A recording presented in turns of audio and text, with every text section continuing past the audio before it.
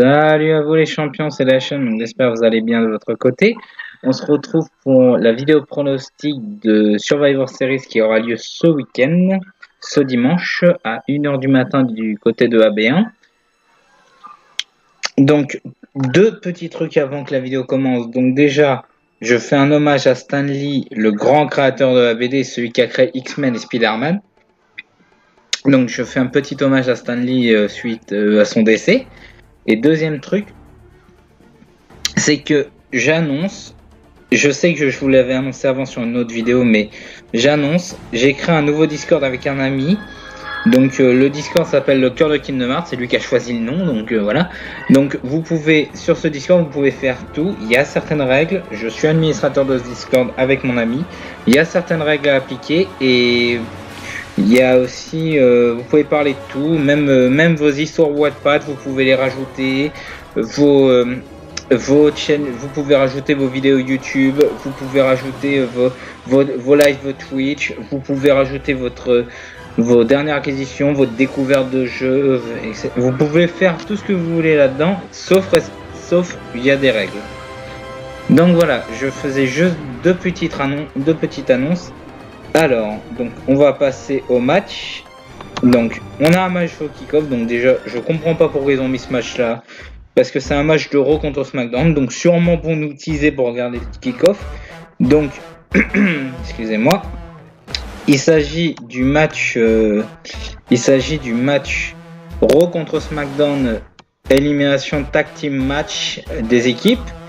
Donc même sur Catch News, ils n'ont même pas pu mettre les 10 personnes.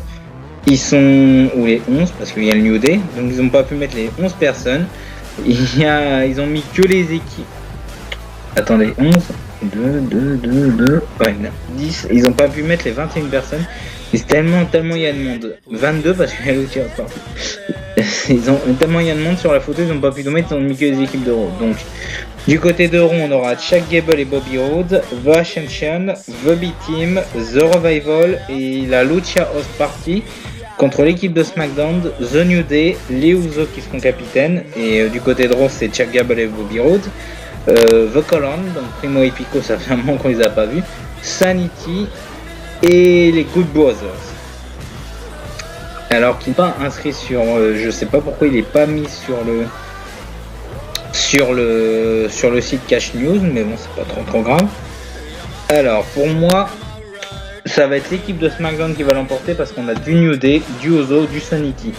Parce que Gable et Bobby Roode, on les voit pas tellement. Les Ascension, ils ont une petite rivalité. The B-Team, disparu totalement. The Revival, bon bah là ils ont pas fait grand chose. Et la Lucha House Party vient de 205 live.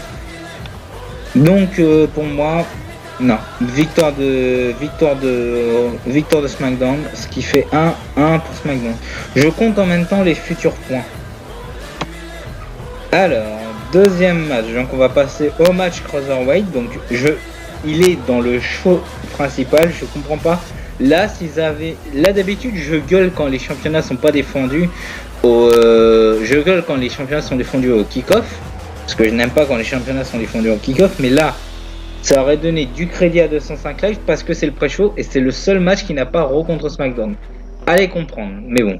Donc le match Cruiserweight, alors on aura Buddy Murphy, donc que j'adore. J'ai vraiment adoré d'ailleurs ce match contre Cedric Alexander à Super Showdown, où il a remporté le titre. Contre Mustafa Ali, que j'adore aussi. J'ai adoré son match Mustafa Ali contre Cedric Alexander à WrestleMania. Donc je tiens à préciser aussi que je ne regarde plus 205 live depuis quelques semaines parce que simplement je n'ai plus le temps de regarder 205 live. Je regarde principalement Raw et SmackDown. Mais 205 live, je regarde quand même les résultats et honnêtement, j'aimerais vraiment voir Mustafa Ali remporter le titre, mais je pense que ça va se baser sur une victoire de Buddy Murphy, qui a eu le titre il n'y a pas si longtemps que ça. Donc pourquoi pas Buddy Murphy continuer et avoir un autre face. Pourquoi pas Brian Kendrick qui est passé face. Pourquoi pas Brian Kendrick qui va justement s'en prendre à Buddy Murphy. Pourquoi pas. Mais victoire de Buddy Murphy. Ensuite, Match suivant, on va passer au match tag team. Donc on aura l'équipe d'Euro, les champions d'Euro contre les champions de SmackDown. Donc on aura les Authors of Pain qui ont remporté le titre contre Rollins et Ambrose, même si Rollins s'est défendu tout seul à Raw. Bon, je spoil un petit peu, mais là on approche de Survivor Series, je suis obligé d'expliquer. Contre The Bar qui ont remporté les titres justement au SmackDown, au millième SmackDown grâce à l'intervention de Big Show. Contre le New Day justement. Alors, ce match-là... Alors, Author of Pain, ils sont accompagnés de Dave Madrick, le général manager de Descent 5 Live, contre The Bar qui est accompagné du Big Show. Donc, honnêtement, je verrai une victoire de The Bar, ce qui fait un 2-0 pour SmackDown. Mais je verrai une victoire de The Bar parce que simplement, je crois que Authors of Pain, s'ils gagnent, ça va pas donner de leur crédibilité parce que justement ils arrivent à battre les champions, mais ils étaient 2 contre Rollins, donc faudrait qu'ils aient un peu plus de crédibilité, mais c'est pas dans ce match-là qu'ils vont les avoir. Et en plus, je ne comprends pas un truc. On a du heel contre heel. C'est ça que je ne comprends pas. Mais bon, donc Authors of Pain contre The Bar, je verrai une victoire de The Bar grâce à l'intervention de Big Show qui s'en prend à Dave Madrick. Je vois que ça. Après, je peux me tromper bien sûr. Alors ensuite, match suivant. Un match de base qui m'intéresse. Mais avec ce qui se passe, voilà, je vais rien vous dire de plus. Donc on aura le champion intercontinental contre le champion des États-Unis. Donc on aura du Seth Rollins contre Shinsuke Nakamura. Sur l'affiche, ça donne envie. Le problème, j'ai 3 problèmes avec ce match. De 1, Rollins n'est pas concentré à cause de Dean Ambrose. De 2, deuxième point, Ambrose peut intervenir dans le match. Et troisième point, les champions sont inexistants. Nakamura a gagné le titre contre Jeff Hardy. Il a défendu snobé depuis, à part contre Rusev. Durant le pré-show de Crown Jewel, allez comprendre.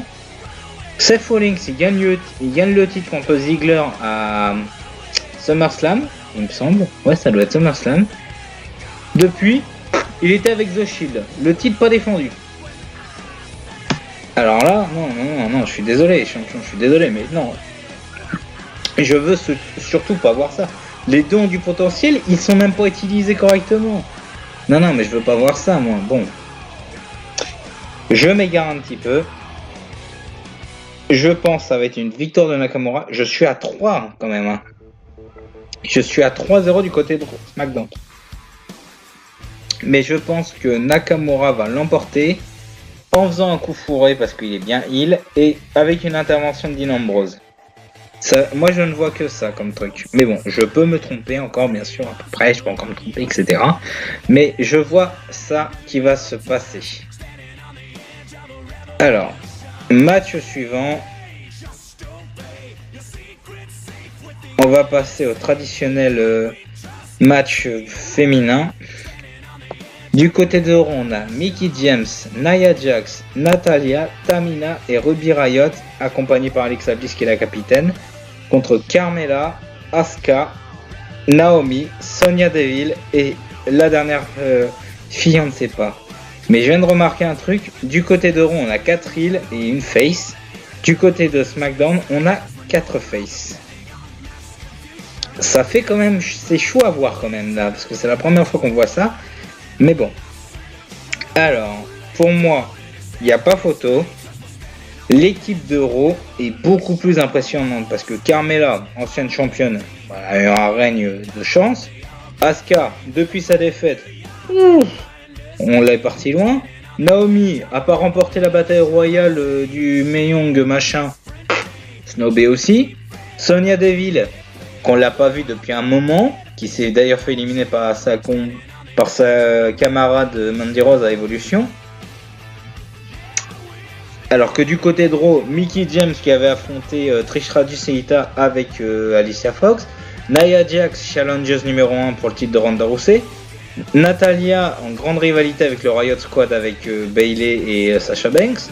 Tamina qui a fait son retour, qui a fait une excellente alliance avec Nia Jax et en plus qui bat Ember Moon. Et Ruby Riot, la chef du Riot Squad, vraiment très sadique. Surtout avec l'histoire avec les lunettes du regretté, mais je dis encore regretté parce qu'il est mort récemment en plus, du père de Natalia, Jim Neidhart. Mais l'équipe d'Euro a plus de gueule. Et pour moi, ça sera l'équipe d'Euro parce que Alliance Tamina, Nia Jax, Alliance Mickie James, Ruby Riot, ça peut se faire. En plus, Mickie James a une très bonne alliance avec Alexa Bliss aussi. Et Natalia qui peut se défendre. Du côté de SmackDown, on a Carmella qui est en alliance avec R-Truth, donc il est pas là. Asuka Naomi, ouais, petite alliance contre la Iconics. Sonya Deville, à moins que ce soit avec Mandy Rose qui remplace... qui sera la capitaine, je ne vois pas, parce que Sonya Deville est solo sinon. Donc, Raw qui va remporter ce match. On va continuer. On continue donc. Championne de Raw. Là, je vais gueuler dans ce match. Championne de Raw contre catcheuse de SmackDown. On n'a plus la championne de SmackDown. Je vais gueuler là-dessus parce que il y a un truc que j'ai pas compris. Il y a un truc que j'ai pas compris. D'où Becky Lynch fait un câlin à Charlotte après qu'elle l'ait choisi. Expliquez-moi ça. Donc, pour resituer l'histoire, parce qu'il faut que j'explique, si vous n'êtes pas au courant, à la fin de Raw, Becky Lynch en prend à Ronda Rousey, et elle vient sur le ring, et avec tous les catcheuses de SmackDown, c'est bagarre générale. Nia Jax qui met un gros coup de poing sur le nez de Becky Lynch. Becky Lynch est en sang. D'accord? Seul problème, elle est blessée. Commotion cérébrale et nez pété. Donc après il y a une histoire, Nia Jax en est pris plein la gueule de la part des officiels, ça d'accord. Mais le problème c'est que Becky Lynch était prêt à se battre. Malheureusement les médecins l'en ont empêché. Donc Becky Lynch devait être remplacée. Et c'est Charlotte qui remplace Becky Lynch. Là, je suis très déçu parce que moi, je voulais savoir qui serait la meilleure briseuse de bras. Et malheureusement, ce match n'aura pas lieu. Bon, bah, c'est pas spécialement grave. C'est partie remise parce que je pense que les deux vont forcément s'affronter à un moment ou à l'autre. Mais bon. Donc, j'explique. Championne d'Euro. Donc, Ronda Rousey contre SmackDown, qui représente SmackDown. Alors Ronda Rousey va remporter le match, c'est sûr. Ronda Rousey depuis qu'elle est là est invincible. Bon, elle a affronté Nia Jax, ok, elle a affronté Alexa Bliss, ok, elle a affronté Nikki Bella. Bon, pas quelque chose de crédible. Mais en soi, pas vraiment crédible. Donc si elle affronte Charlotte, là ça va faire du dégât. Donc moi je dis Ronda Rousey qui bat Charlotte, il n'y a rien à dire.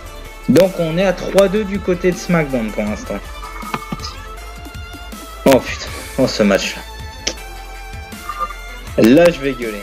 Là encore une fois je vais gueuler.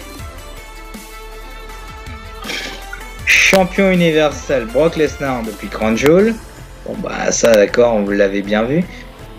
Contre Daniel Bryan, le champion de la WWE. Alors déjà, si vous n'êtes pas au courant, Becky Lynch a choisi Charlotte, mais dans le même SmackDown, AJ Styles a perdu son titre contre Daniel Bryan. Et Bryan a fait un heel turn. Oh là là. Moi, je dis un truc, Lesnar va défoncer Bryan. Je vois que ça, de toute façon. Bryan peut pas tenir contre Lesnar. Et surtout qu'en plus, attendez, Bryan, de base, est revenu et a failli prendre sa retraite pour cause de blessure. Là, c'est mort pour lui. Il va carrément se faire tuer par Lesnar. Les commotions cérébrales, les brises de bras, etc. Non, Bryan va pas tenir. Si c'est AJ Styles, je suis d'accord. Mais là, Bryan va pas tenir. Il y a un gros problème quelque part. Donc pour moi, Brock Lesnar, là je passe ce match parce que ça me saoule déjà assez. Et il y a un truc aussi que j'ai précisé, Bryan a fait un heel turn sur un heel turn. Ok, je reconnais bien le Bryan heel turn en 2010. Je le reconnais bien là. Brian et Hunter fin 2010, début 2011. Là, je le reconnais. Avec sa rivalité contre Sheamus. D'ailleurs, excellente rivalité. Mais là, non. Non, Brian était bien. Là, il va se faire huer, c'est le gros bordel qui va se passer. Mais bon. Passons, Brock Lesnar vainqueur. Donc là, selon mes comptes, 3 SmackDown, 3 Raw. Le dernier match, bon, je pense pas qu'ils vont le mettre en main event, ils vont mettre le match double champion contre champion ultime. Bah, titre majeur, mais bon. Donc là, le dernier match, le match des hommes entre 5 par équipe et élimination de match. Donc on a du côté de Raw, du Bobby Lashley, du Drew McIntyre, du Braun Strowman, du Dolph Ziggler et du Finn Balor. Accompagné par Baron Corbin et Lio Rush sûrement. Contre l'équipe de SmackDown, Samoa Joe, Jeff Hardy, Shane McMahon, The Miz et Rey Mysterio. Alors là, moi je vois une victoire de SmackDown. Je vais vous expliquer pourquoi. Parce que du côté de Raw, il y a un foutoir pas possible. Strowman, il est en froid avec Ziggler, McIntyre. Balor, il est en froid avec Ziggler, McIntyre. Lashley est en froid avec Finn Balor. Et surtout que Strowman est en froid après ce qui s'est passé à Crown Jewel contre Corbin. Donc là, il y a un truc qui va se passer. Mais du côté de SmackDown, il y a aussi des tensions, parce qu'il y a un peu de tension entre The Miz et Mysterio, et il y a un peu de tension avec Randy Orton qui est dans les parages, qui défonce The Miz et Rey Mysterio. Donc là, il y a de la tension aussi, mais bon, j'ai plus de tension du côté de Raw. Et surtout, je vais vous expliquer un truc, surtout, Strowman